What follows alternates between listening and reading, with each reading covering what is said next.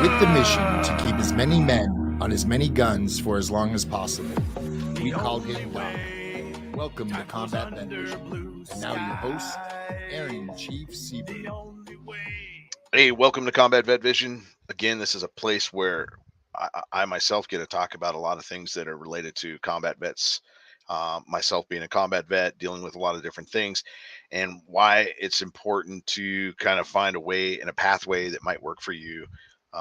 That you might be dealing with some things, or you might not be. You might have a lot of growth, and you're dealing with things in a proper way, and you may want to help somebody out and do stuff. But we got our sponsors, supporters, volunteers that come on the show to talk about it, their stories, why they're doing what they're doing, and then our veterans to tell their stories and why they're doing what they're doing. And today, hey, I got Mark Johnson, Judge Mark Johnson, retired and Colonel, United States Army, but he was a vet court judge on top of that. But he's here to talk about some of the things, his motivation and why he joined the military and going through that, his law and going into that, and then getting into the vet court piece. And he's an author of a book called Scars and Strife.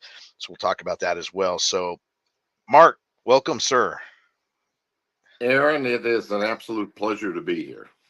It's a pleasure to have you. It's a long time coming. I came to one of your sessions, graduations of vet court at one point, but and set in on that. It was really great to meet you a long time ago, and it's great to see that you're retired, enjoying life a little bit, and still making a difference in today's world. So, hey, talk about why you joined the military and how that story starts. And well, I went to law school, graduated from Pepperdine University in 1984. And, I'd like to say, in fact, I'd love to say I got in with, joined the military with some huge patriotic interest. I really didn't. That seeped in over the years. I wanted to go to Europe. The Army said they'd send me to Europe, so I was commissioned as a first lieutenant in the JAG Corps back in 1984, and I was in Germany about 4 months later. Airborne school first, then 4 months later in Ansbach, Germany. Wow. Well, there's always some motivation, and your motivation to get to Europe, and that's the way to do it. There's lots of ways, but that's great. But you stuck around. You stuck around and did a whole bunch of things. And how long did you do? How long did you stay in the military? 28 years. I know that little trip to Europe turned into 28 years later. I was finally retiring. It was about 8.5 years out of that were active duty, and remaining 20 years were in the reserve. I started, it was a JAG for years, was looking for something a little more high speed. I got in the civil affairs branch, and I retired out of that branch in 2013. Wow. And so in 2013, and then what motivated you to go into continue the law process, and then becoming a judge and then into vet court, being the vet court judge in Riverside County? Well, I was a lawyer the whole time. I was on active duty from 85 to 90. And then I was a lawyer, and then a civilian lawyer, but in the Army Reserve during the 90s. Deployed to Iraq from 2003 to 2004 and did some other tours. So I was a lawyer all this time. To qualify as a judge in California, you've got to have 10 years as an attorney, and I had over 20. But put in an application to Governor Schwarzenegger, and he accepted my application to be appointed as a judge, and I officially was on the bench starting in May 2009. Spent 15 years there. Wow. And what was your experience like in that? And then how was it, how was that experience? And then what was it that transitioned you into being the vet court judge? And that's such a cool opportunity in itself. Yeah, that's probably the best thing I did. If I'm standing there in front of the Almighty, I always feel like I can hold that up, because did my best, thought I did a good job just about all the time, did my best, it is. But during those years, 2009 to 2012, I was a judge, and then the presiding judge at the time approached me and asked if I would be interested in setting up the Veterans Court. And we modeled ours on Orange County, visited down there. There weren't a lot of veterans courts. There were 6 in California at the time, out of 58 counties. There weren't a lot of veterans court. It was a new thing. And I wish I had been the one who had gone to the presiding judge, but she came to me. Summer 2011 through fall 2011, I chaired this committee. And we had people from the VA, we had private attorneys, public defender's office there, district attorney, probation.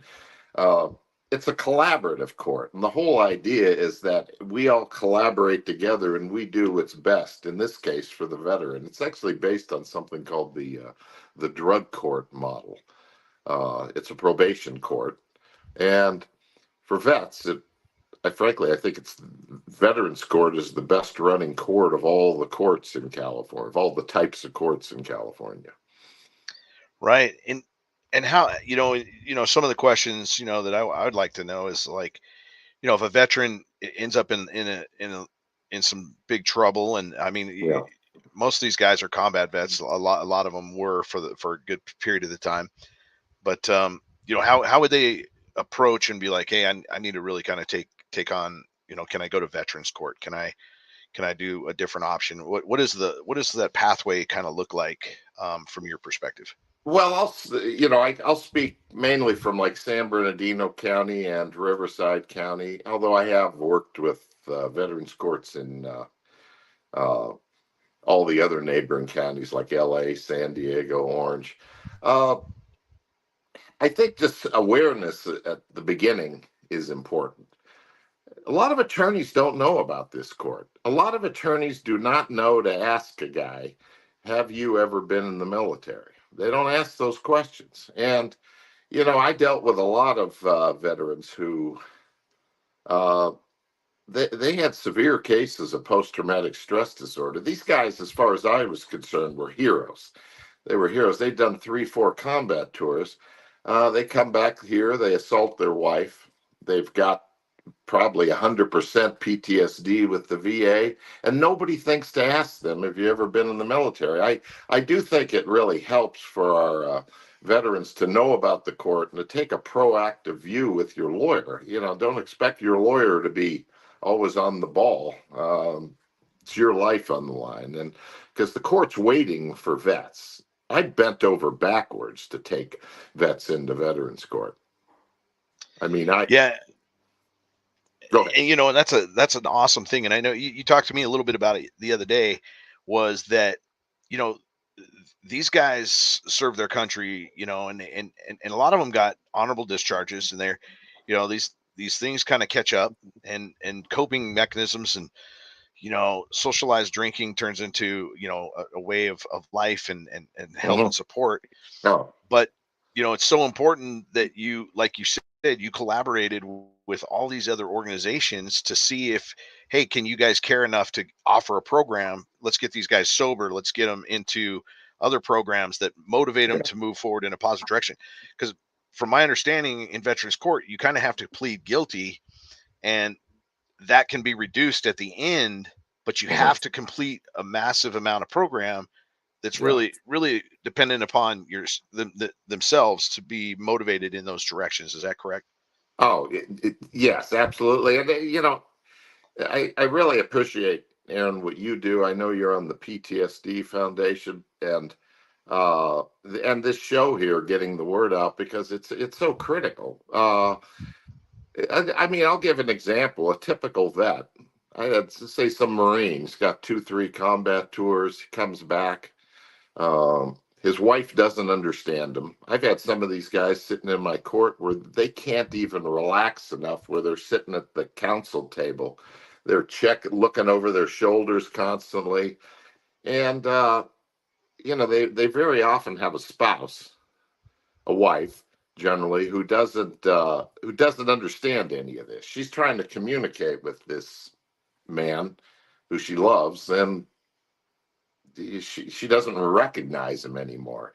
Uh, with proper treatment, and I know it's kind of fashionable to slam the VA, but I can tell you they've done a great job with our Riverside County Veterans Treatment Court, and I've seen miracles. I've seen vets where I'm thinking, no way, this guy's going to make it, and then I don't know, he's relaxed. It just you can heal from these things, but you got to get the treatment. Yeah, I think General Mattis always, brought up post-traumatic growth as being such an important thing.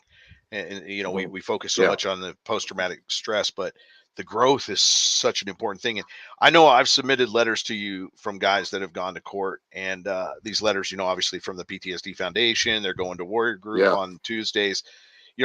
They all add to a new pathway for a lot of these guys.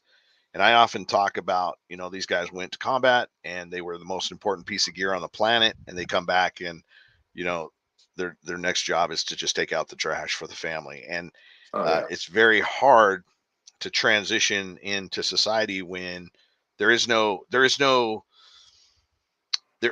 like counterpart to war in America. There's no place for it. Yeah.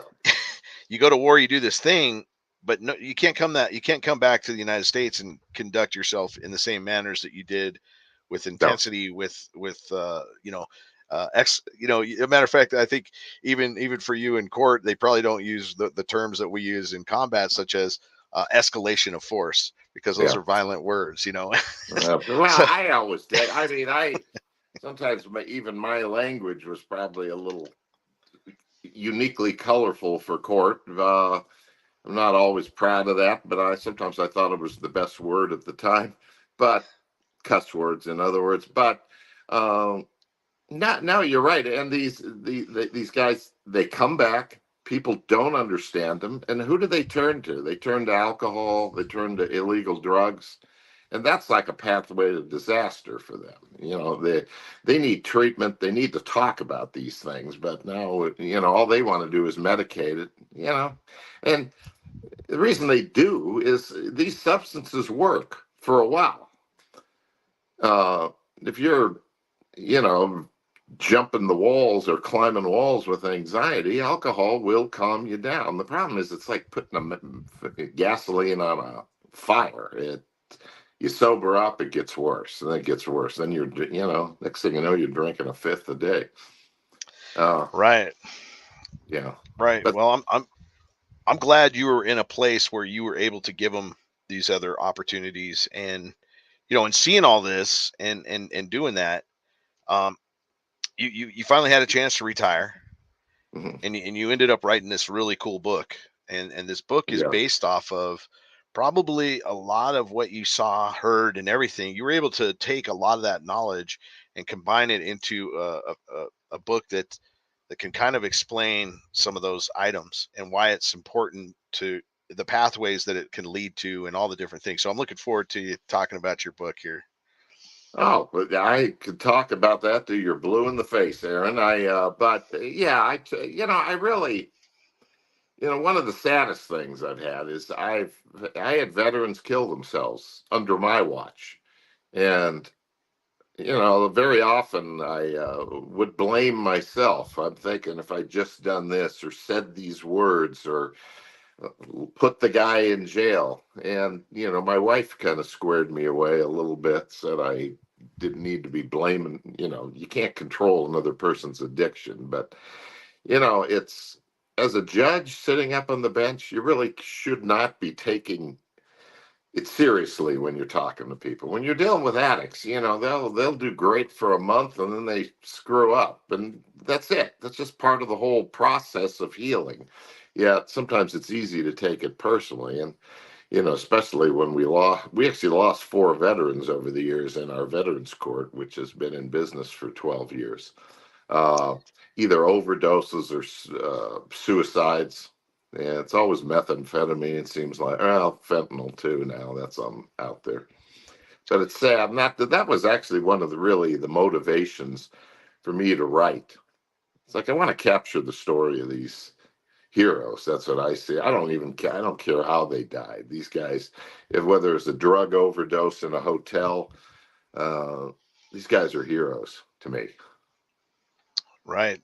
And that's an important part, Mark, because Yeah. when Wounded Warrior Battalion West started, and it was the Marine Corps' version of trying to make sure they were taking care of their Marines.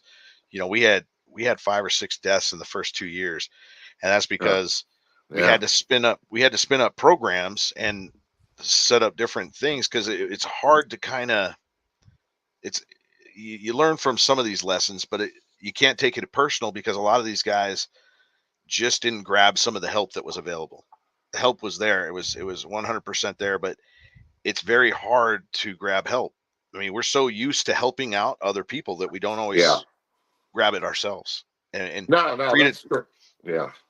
for you to talk about it and kind of put your mind around it and wrap it around, that's an important step. And sometimes, a lot of the guys that I talk to all the time, some of the conversations I have are all about, hey, I was about ready to commit suicide, but I needed to take a different route. And luckily, you're here, because I'm like, well, shoot, I was going to take next Tuesday off, but I guess I can't do that.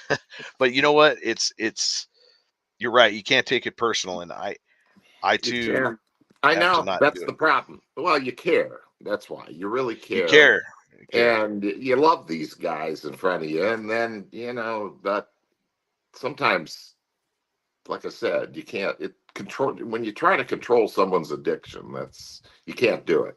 You cannot do it, but you can give them guidance and give them the support they need. But it's really in the end, it's got to come from them.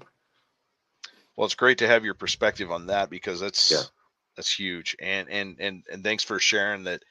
That guilt kind of always is like a never ending battle, a balance of some sort. Shame, guilt, a lot of these. Very often the guys who really had the least successful results, I'm trying to say, were those, they had shame often. I had, for instance, in my court in front of me, a Marine warrant officer who one time he was on a convoy. They took someone who was shooting at him out of the second floor of this building. Of course, doing what Marines do, they went in, they cleared the building, and he ran into the room on the second floor, sees a rifle barrel hanging sticking out from under the bed, unloads a magazine into the bed, and somebody had just left the rifle barrel there. There were 2 kids under the bed, about age 3 and 4.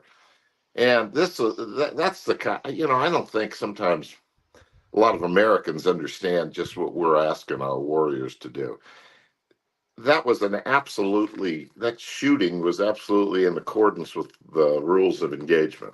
He saw that barrel was pointing at the door. He unloaded. That's what he's supposed to do.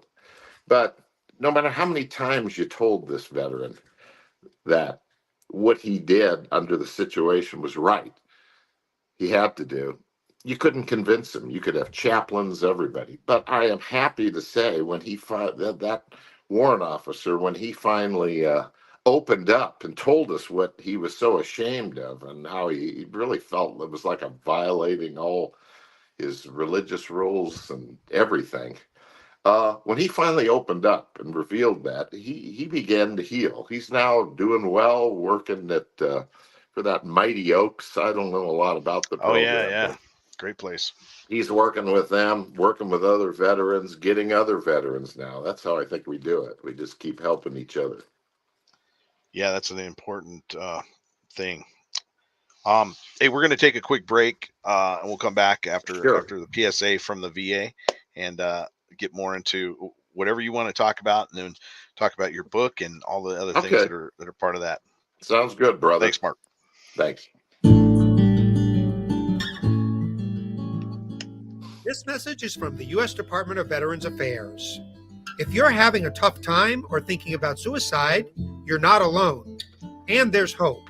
VA's Veterans Crisis Line is full of responders who listen and help. Many are veterans or have veteran family members and friends, so they're prepared to address your challenges. After calling, you'll be connected to the next available crisis line responder. That person may ask, are you thinking of suicide? Or what plan can we put in place to keep you safe today? If you choose, the responder will share your name and personal information with your local VA suicide prevention coordinator, who will connect you to local VA assistance and resources. Don't wait. Dial 988, then press 1. Well, cool. Hey, we're back with Combat Vet Vision with Mark, judge, veteran court judge, author, colonel from the United States Army. All these great titles, all these great things, and now he's retired and writing books and still helping out where he can. Yeah, So I view that. You know, I was always a guy who, in some ways, felt I never fit in anywhere until I found the military or veterans. These are my people, so anything I can do to help. yeah, that's an important thing. I mean, it's so often that's how I spend my day, just talking to combat vets and just different things, and it just that's where I feel at home a lot of times, and it blends into my life so that I can actually work on the better transitional properties of society in some way. Yeah. But how is retirement treating you? And how'd you find the time to do the book? And when did you finish this thing? Well, I began writing it in 2017. In 2016, I had a vet who we lost. He was found dead in a hotel up in a Motel 6 up in San Bernardino. And I remember I knew how bad he was doing. And, you have a lot of discretion up there as the judge. You can put people in jail. And I kept thinking he might kill himself, but other people said, no, he's not. Jail's too severe. And I didn't, and then he was dead 12 days later. And, I realized something. I always wanted to write, but I guess I never knew what to write about. And I guess I realized I want to start writing the stories of veterans, because somebody needs to talk about these vets. Somebody needs to tell their stories. This was his first, I'll just say his first name was Matt, and he was a good guy. He was struggling, but he had a incredibly severe PTSD and a TBI and severe drug problem. And so I signed up for using my post 9/11 GI Bill, which I would encourage. One of the rules of my courtroom was always, we never turn down government money. If the government's got some money out there for you, we're going after it. But I used my post 9/11 GI Bill to take over at the University of California, Riverside. They have a Masters of Fine Arts program in creative writing. So I got a master's. It took 2.5 years, but I started writing my novel, Scars and Strife, while in that program. Nice. Yeah. And this book really focuses on that one incident, or is there some more incidents that There's a lot. I created, in fact, here's the cover. If you notice, there's when I tell people there's a cougar involved, I swear it's always it's a funny story. well, everybody immediately goes to the idea this is some 55-year-old woman going after young guys or something, and I'm thinking this is a mountain lion, the one with a tail and 4 feet. But I basically created a veteran with 13 combat tours. I actually have had people in my court with 12. Let's give an example of how much some Marine one time had 12 combat tours. But I created an Army Ranger with 13 combat tours who's suffering some severe post-traumatic stress disorder. And his path to redemption begins in a bar in Rosarito Beach, California, when he kidnaps a cougar, the 4-legged type, and brings it back over the border as part of his redemption. I don't want to give away any more because I hope people will buy the book. But I used it probably I'm only 10%. I don't, I have a combat action badge, but I don't feel like I have the kind of combat experience that a lot of guys like you and all these others do. But I wanted to honor them. And a lot of that story I told you about the guy who shot the two kids, I have that happening to my hero in this case here. And so I guess people ask me, why'd you want to write it? I really wanted to tell these vets I know just how much I care about them.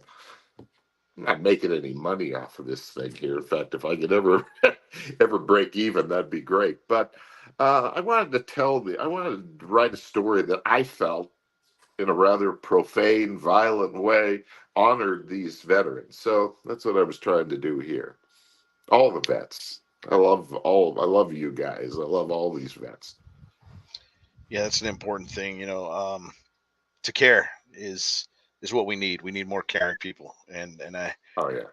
I think there's a lot of people that do care, and it's sometimes hard to find that pathway to what you can do to make a difference.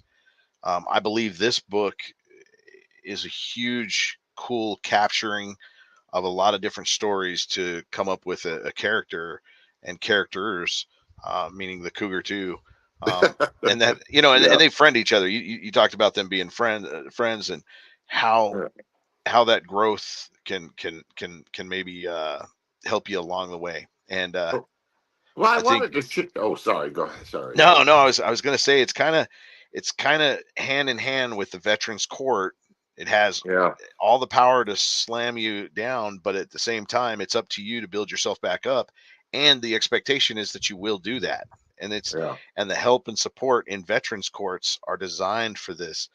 So I think your story encapsulates probably a lot of that, as well as your military experience. And I know you said you got this combat action badge, but it's not the same as what some guys have. And I think we all find ourselves in that kind of boat. Like somebody needs it more than us. So just remember this, Judge. If there's anything that I put out there that you like, feel free to jump on it. I would rather pull you off the spot if you wanted to go on it than to say, hey, than to leave that spot open and nobody's in it, because everybody's going, well, I don't have a broken leg, and I don't have two broken legs, and I don't have two missing legs. And so, no, I know we do that. That's well, I think our veteran, the military.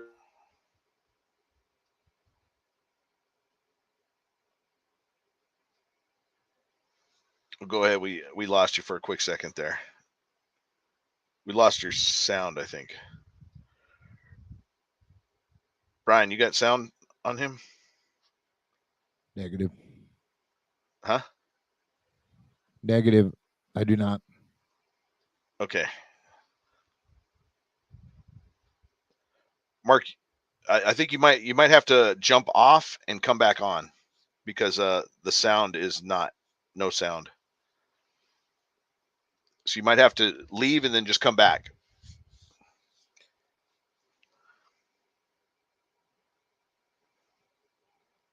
Because there's no sound from you.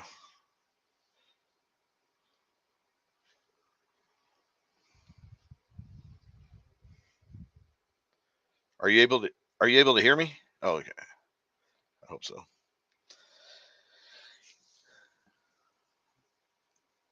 This is why this kind of thing works out pretty good. Recording means that you can edit it a little bit.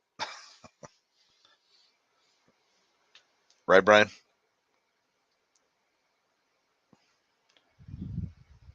Brian, you there, Mark? We're trying to get him back. Mark, if you can hear us, leave and pop back in.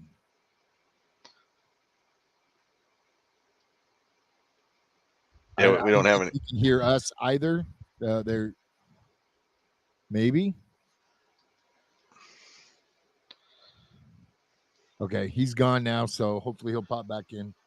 Okay, cool. You can hear me though. That's good. I can.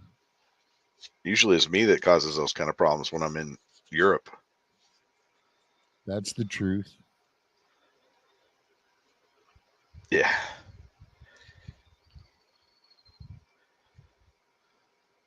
Hey, and then we'll wrap this up. Yeah. Yeah, and I'll just cut this chunk out. Why you make Okay. me work harder, Chief? Hey, man, I tried not to really.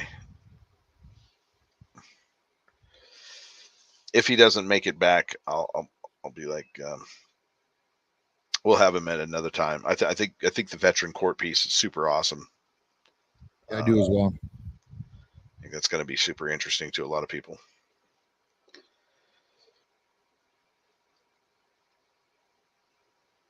I think I might read his book. I mean, it sounds so interesting to me. It's like I don't read books because I'm a slow reader, but maybe I'll get the audio tape or something, or the audio feed. Yeah, hopefully he did an audio version. That would be cool.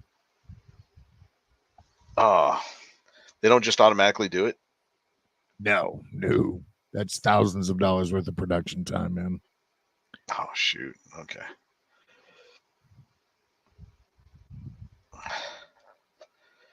They don't have an AI that can just read it to you. They do now. Yeah.